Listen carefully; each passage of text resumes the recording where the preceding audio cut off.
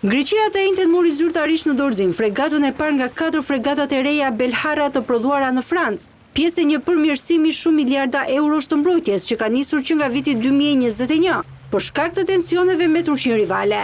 Kryeministri grek Kyriakos Mitsotakis tha se fregata e quajtur Kimon është një hallk tjetër në një përpjekje të vazhdueshme për të modernizuar forcat e armatosura, si në aspektin e aseteve që ato zotrojnë, ashtu edhe në forcimin e burimeve njerëzore, në mënyrë që aftësia parandaluese e vendit të mos vihet në dyshim nga askush. Ceremonia e pritjes së anijes luftarake jashtë bazës detare Salamis përfshinte një kopje të një anije të lashtë greke dhe Yorgos Aferov, një kryqëzor historik që luftoi në luftrat ballkanike.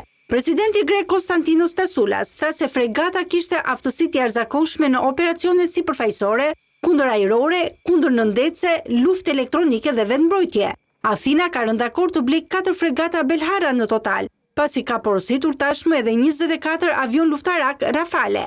Greqia ka njoftuar plane për të shpenzuar 25 miliard euro deri në vitin 2036, në atë që kryeministri konservator Mitsotakis e ka quajtur rishikimin më drastik të mbrojtjes në historinë e saj moderne.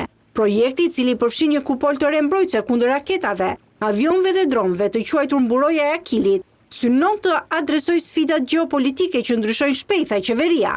Greqia tradicionalisht ka investuar të paktën 2% të produktit të brendshëm bruto në mbrojtjen e saj, për shkak të dekadave të tensionit me Turqinë. Fregata Kimon është emëruar sipas një admirali Athinas të shekullit të 5 para erës sonë, i cili ishte djali i generalit fitimtar në betejën e Maratonës, Miltiadis.